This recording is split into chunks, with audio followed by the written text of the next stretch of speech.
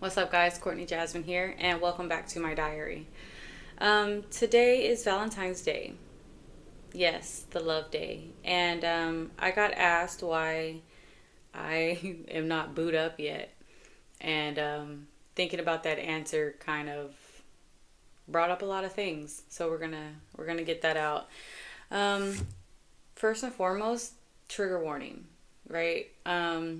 If you are not comfortable with domestic violence talk or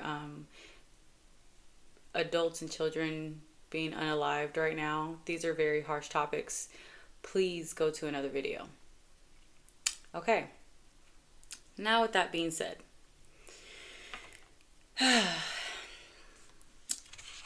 I have been single for a while. A while now, yeah. Um, and I'll say not just single, but like I'm single and like I feel like actively shielding myself from making that connection with anybody. And there are a few reasons for that. Um, First, the most recent, um, Miss Jasmine. Beautiful, beautiful woman. Spirit inside and out. Just like really good people, you know. Um, Her life was taken from her youngest child's father because she didn't want to be with him anymore, because he was putting hands on her, and he gunned her down while her kids were in the house. And this was at the beginning of the month, so it's maybe been about a couple weeks. But unfortunately, this is like not the first time that this is kind of tagged me so closely. You know? So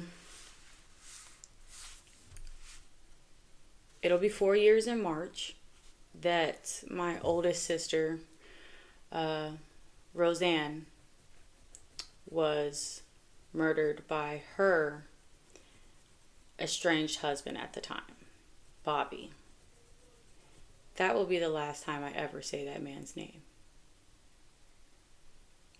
Ever. Um, they, I guess, had previously dated before this. Quick little interjection. My sister and I have never lived together or within close proximity of each other. She's one of my dad's children. Of course, still my half sibling, but she has always been in like the Missouri area, and I was in Texas. So we really stayed connected though through Facebook and stuff. Like when that came out, it was able to really just bring us together. And my dad was a Rolling Stone, so there's a lot of us to get together. So, anyways, apparently they had dated before, and they broke up, and then through some years had ended up getting back together, and decided they were going to get married. Now he had about four other children, I believe, if I'm not mistaken. And she had her two from previous relationships. And then when they got together, they had one together. Um, Very quickly into this relationship, he started getting abusive, and she didn't tell us. And it got really, really bad to where she needed to go to the hospital. And it was a couple, I think, actually, no, not a couple, it was the day before my niece's birthday, the day before her seventh birthday. Um, so the incident occurred, and she was like, I'm good, all bets off, I'm out. You know what I'm saying? Like, I'm done. And he did not like this. And, she posted on her social media she had filed charges and everything. Apparently, the police told her that to actually pick him up, like, she either had to serve him the warrant herself. I guess because I don't know. I don't know. Legally, honestly, I have no idea what that's about.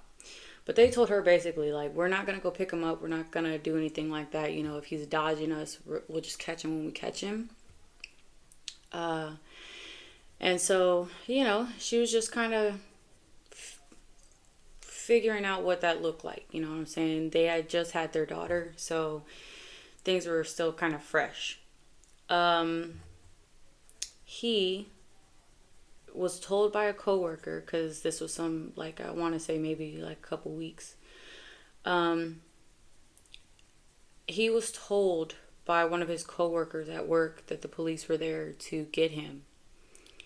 And he was able to escape out a back door or something like that, where he then proceeded to break into her house and wait for her and the children to come home.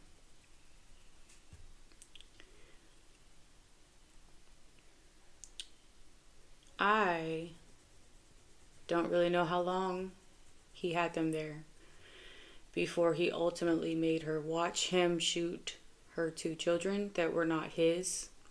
My nephew was 13. I think he had just turned 13 or 14. And my niece was 7. He made her watch that before he put a bullet in her face. We had a closed casket. We could not see her.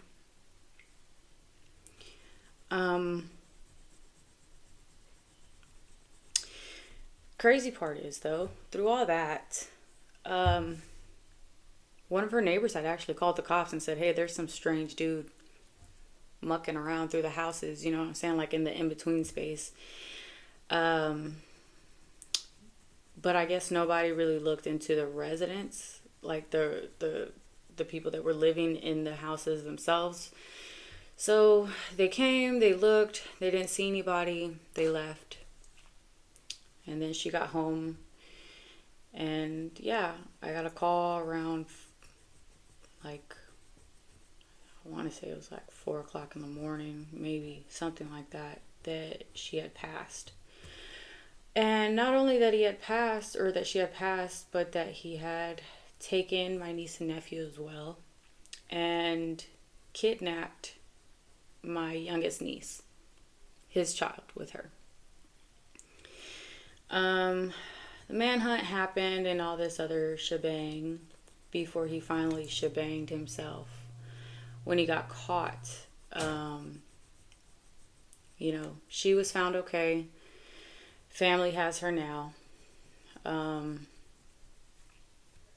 But yeah. And just to make this perfectly clear, I don't like that. And no, I didn't. It's not that I didn't want him to go to jail, because obviously I did. I wanted that. But I wanted him to go to jail and have every horrible thing you could possibly think of happen to him. I wanted him to suffer. I wanted him to cry at night the way me and my siblings did. I wanted a lot that I didn't get. So yeah. Now, at the same time, right, because we were in a group chat with her, a few of my other sisters, and like some cousins and best friends and stuff, that we all just kind of were trying to keep in contact with each other. One of the things that we noticed was that she wasn't really in the group chat too much when he was like around or things like that. And, you know, when she finally told us, like, hey, I'm leaving him, we were very active and we were talking about things, like, you know, basically trying to rally the troops to stand behind her and help her out. me and her at the same time, we're both going through the same thing. My son's father had just recently put hands on me. Now that situation, I'm not gonna say it was like not the same, but there were differences, I guess. So I have been in two abusive relationships. The first one, I kind of froze because the first time it happened, I didn't know what to do, and I also didn't have any family nearby. I was embarrassed, I was ashamed, and I didn't say anything until I absolutely had to say something, and that was when he beat me with an aluminum bat. And I just happened to be like 2 months pregnant at the time. So, of course, yeah, you know what I'm saying? I had to say something, and let my family know and everything like that. So I was able to get away from him. The second one, it was my son's father, and really, I mean, I kind of explained to him what had happened before, and I was like, you don't get a chance. You got one time to show me that red flag, that glaring, blazing fire red flag, and I'm out. That's not something I'm finna be playing around with. I'm only 5'2". I know I might look long in pictures and stuff like that. I'm 5'2", bro. I don't play them games. So, baby daddy had started getting a little aggressive, like arguing with me, and like when I say arguing, I mean like yelling at me, but like getting in my face, like right here with it where I couldn't move. And he would do it while I was driving the car, so like I'm like swerving and shit like that. And I told him straight up, I was like, real shit, like I'm not gonna do that, so if you don't check yourself, we're not gonna be together. He calmed down. AJ was born. He was quite insecure about, I don't know, but he always thought that I was out looking for something better, or that, well, I know you can get this. And I was like, okay, just because you know I can get it, I'm here with you. So I don't know. So we had an incident to where he almost broke my wrist, and then he kicked me and AJ out of the apartment that we were sharing. It was his apartment originally. I moved in with him, and then I got pregnant and all that. So upon doing that, I said, I'm not finna play these games with you, and I moved back in with my mom, my son included, because I'm like, my whole thing was, I told him, I was like, I'm not leaving without my baby. Like, that's just stupid. I was like, and this argument's stupid. And he was like, you can get that fucking baby out too. Excuse me? Because I didn't make that thing on my own, but you got it. So he, I guess, like, I couldn't tell you what he was thinking, honestly. But we get into an argument and he kicks us out. Now the problem was I was still going to school for massage therapy, which is why he was trying to break my wrist. And also working in Jackson, Mississippi at the time. So his location was just a little bit closer. And we agreed to co-parent. So I would stay there like maybe 2 to 3 times out of the week, just for easier transport. He didn't have a car. And we just kind of left it at that, and it was going smooth for a while. And like at this point, we still had kind of like a window of reconciliation, because he had never physically hit me. You know what I'm saying? Like, yeah, he bent my wrist and all that, and I mean, looking at it now, it wasn't a window, but at the time, I still thought it was, because I was like, he didn't actually hit me, So we went to my mom's house to do laundry. Something happened to the laundry place at the apartments. And AJ was in his car seat in the or on the couch. You know, I was separating laundry and we're just kind of chilling in the living room or whatever. He brings up the old argument, which is what basically started everything in the first place. That old argument was because I asked him if he could help me and a group of my peers in school, if like with the study group, you know, and I was like, I need a body on the table so that we can all practice and learn from each other. I was like, it's not a spa massage, it's a sports massage. So you'll have your clothes on. I just need you in like basketball shorts and maybe like a wife beater so we can see the muscles. He said, no, I don't feel comfortable doing that. And I said, all right, cool. I'm going to ask somebody else. I asked one of the managers that we worked with at Kroger. He agreed. A couple of days later, I had texted that manager and I said, hey, when you get a chance, send me your schedule. I think I sent the text at maybe like 9:30 something. I don't know. Anyways, he got mad because he was saying that I was texting him too late and that it was inappropriate, basically. And then he hit me with the, well, why didn't you ask me? Boy, I did. So, yeah. Anyways, that was the argument. He brings the argument back up while we're at my mom's house. And I told him, I was like, this is stupid. I don't want to keep arguing about this. And he jumped in my face and said, are you fucking calling me stupid? I said, that's not what I said. That's not what I said at all. He's in my face. Of course, I don't like this, so I stand up. When I stand up, I try to walk past him. He kind of like, I don't know, does some weird thing where he kind of like pulls me and we're arguing, and then he punches me in the face and continues to do that until I'm in front of the fireplace that we had in the living room, and it's got like a little shelf mantle thing. And he pushed me after he punched me, and the back of my head kind of bounced off that. So, of course, I am fighting back. And yes, this entire time, AJ is still in the car seat on the couch. He is crying. So, after I kind of push him away from me, like, you know, I am fighting back, I push him away from me, and I go and I get my phone and I call his mom. And I say, hey, you need to come pick him up. He's at my place, but he just put his hands on me. Yada, yada, yada. His mom's like, we'll call the cops. I was like, yeah, okay. But I was also scared to call the cops. I lived in Madison County. Or, what? Yeah, it was Madison County or something like that. Whatever. Very racist part of town, though.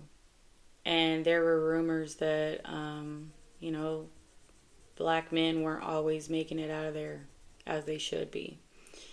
So I had this immediate thought, and I was like, okay, I'm going to call the cops. Like, F this guy. But then I also thought about, I was like, this is my son's dad. And if he doesn't come back, what do I do? Like, you know? So I didn't call the cops. He proceeds to fight me some more. We are like punching each other. I end up getting him away from me, and I tell him he needs to leave the house. He starts walking towards the door, and I walk into the bathroom that's attached to the hallway on this side. I'm in there basically checking my face because as he was like swinging and all these other things, he did scratch my neck. Like, there's a scar that comes out sometimes, like, or when I got my tan anyways, you can see it kind of noticeably. And you know, I'm just kind of trying to make sure that I'm, I guess, put together. Like, I need to see what I look like. And then of course I hear him in the doorway of the bathroom, and he's talking crap, basically telling me like, why did you make me do this? Like, you know, this is your fault. You know, you're always talking to me crazy. Like, you know, like, you did this, like, yada, yada, yada. And so, of course, I'm not listening, and I'm just telling him like, yo, like, get the fuck out, get the fuck out. And then he mushes me, and I kind of like fall over to the side, catch my balance, and I turn around, and I'm like about to deck him in his face. and I saw that he was holding AJ, my son, our son. So I stopped. And when I did, he went full-fledged and punched me like a gazillion times until I fell into the bathtub and kind of knocked my head loose a little bit, hitting the like that corner where the porcelain and the wall meet. Lots of bruising, lots of bruising. So of course after that I get up and I tell him, I'm like, put my baby down. And of course he's yelling again, why'd you make me do this? Like, you're such a bitch and blah, blah, blah, blah, blah. I'm just telling him, like, put my freaking baby down, bro. Like, I don't care about nothing else you talking about right now. You put that little thing down. He goes and he puts AJ back down into the car seat. And as soon as he steps away from the couch, I punch him in his face. I had a whole new rah-rah within me. Because what do you mean you're using our baby as a human shield so I can't fight you back? So of course, I got a little juice to me now, you know what I'm saying? I'm tagging his ass back. I finally get him to the door, the front door, and I'm able to get him outside, but not before he pulls me outside with him, slaps my phone to the ground, and then proceeds to punch me in the face again. Mind you, we're fighting, so he's hitting me, I'm hitting him too, but obviously with the height and the weight difference, I just don't think that mine are tagging him the same way. So he ends up like hitting me a few more times. I punched him in the face. I got one good lick, I know that. And then he like grabs me by my throat and bashed my head against the pillars that were on our front porch. And then of course I come inside. His ride shows up. I don't know how or what, when that happened. He must have called somebody, but his ride showed up and he left. And after that, he just went out of his way to make my life hard. Because if he couldn't be with me, nobody else would be. And that also meant that if he couldn't be with me, he kind of stepped out of his son's life. Which for me is like the most tragic part, because my son didn't deserve that. I mean, I know I didn't deserve that, but my baby didn't deserve that. He didn't deserve to not have his dad. And that's kind of where we are right now too. Like, I actually just got a letter in the mail not too long ago from Mississippi, basically looking for him because he's so behind on child support. And let me just say this. I didn't even want to put that man on child support. I didn't want any legal thing tying us together other than the paper that said that he was the dad. I didn't want nothing else. But in order for me to get the child care voucher, I had to have an open case for child support. I told him, I said, you can do two things, right? You can hide. You know what I'm saying? They can't do nothing if they can't find you. Just hide.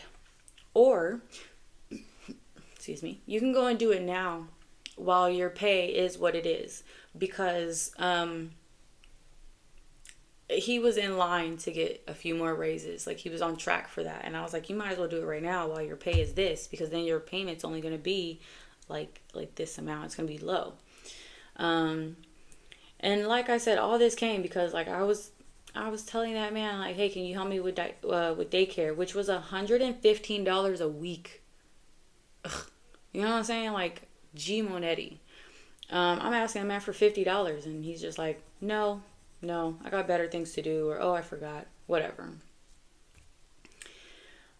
As I'm going through this, my sister's was also going through it. And so when she hopped back in the group chat, her and I were very much in alignment of what we wanted and what we needed to do. We had actually started making plans for me to move in with her and basically raise our kids together. And we never got that chance.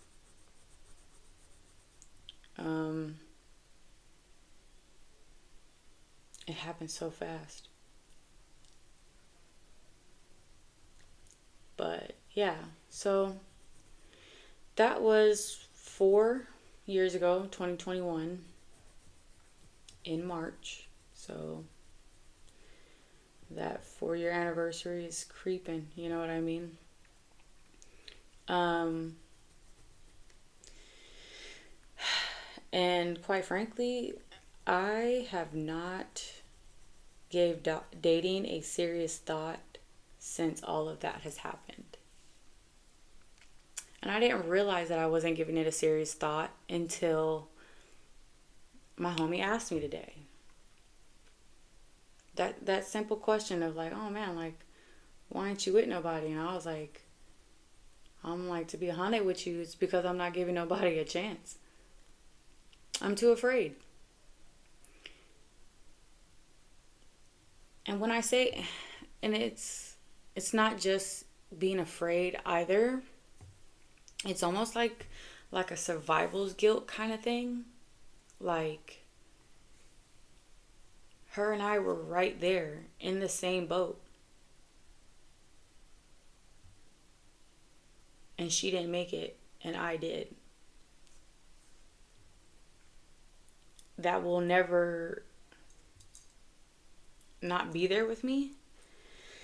Um I know I shouldn't look at it like that, you know what I'm saying? Like, but damn, you know? We were this close. Almost out. Um, so it's like I thought about it today and it's like, like I created boundaries, but I think that I also put up walls when I did. Um, and it's almost like any small thing that threatens that wall or makes it shake a little bit, whether it's good or bad, quite frankly, I can't tell at this point. Um, but you gotta go. Um, and so, like, I know I made a video about, like, one of my exes or whatever on here. Can't really call him an ex, we never dated. But I don't think that I was as open to the possibility of things as I would have normally been. Which, again, I feel like it kind of helped me in a situation at that too, because I mean, that man was out here making multiple babies. Um, but maybe it would have went a little bit differently had I been a little bit more open. Not necessarily saying that we would have been together, but yeah, maybe it just would have been a little bit different. Um,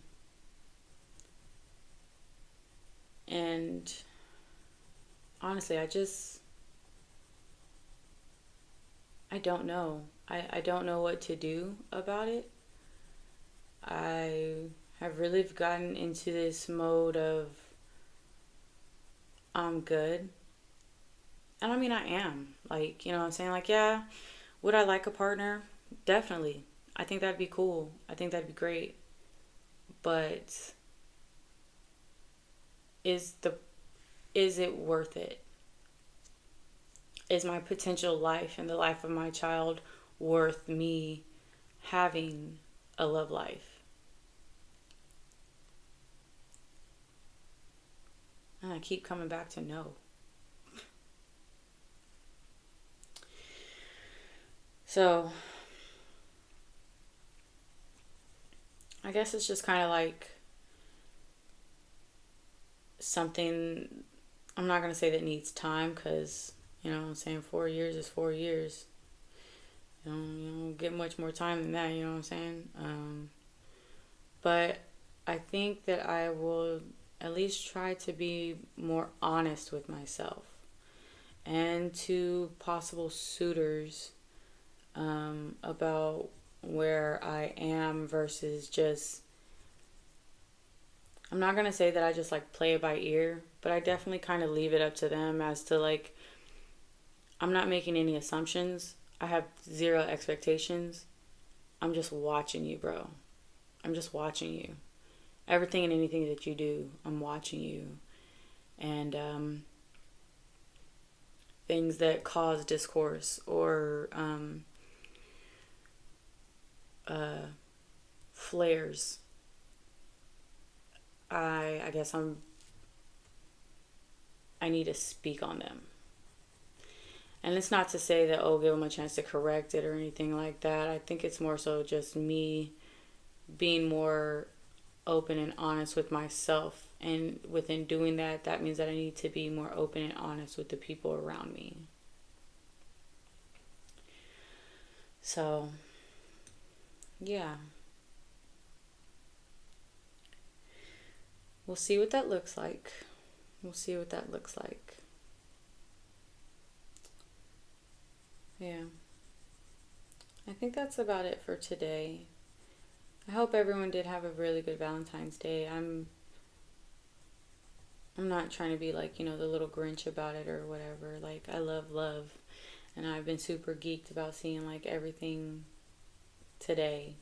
Like the flowers, the gifts, people getting creative. I love all that.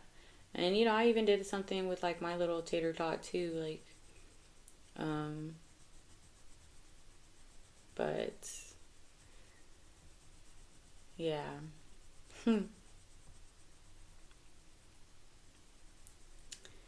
We'll see. We'll see what happens. So, this is what I'm going to be telling myself. You got this. Yeah. Maybe it'll be done by the time I come back. Maybe it won't. Maybe you guys will be here with me when I do finish it. Hopefully. We'll see. But yeah, you guys have a great night. Or great night. I try to say day and night. You guys have a great night. And enjoy your loved ones. Enjoy just love in general. Whether it's romantic, platonic, for your cat, for your TV, for... Ooh, I got some Salisbury steak upstairs. Yeah, for that. But for whatever and anything. Yeah. All right. Good night.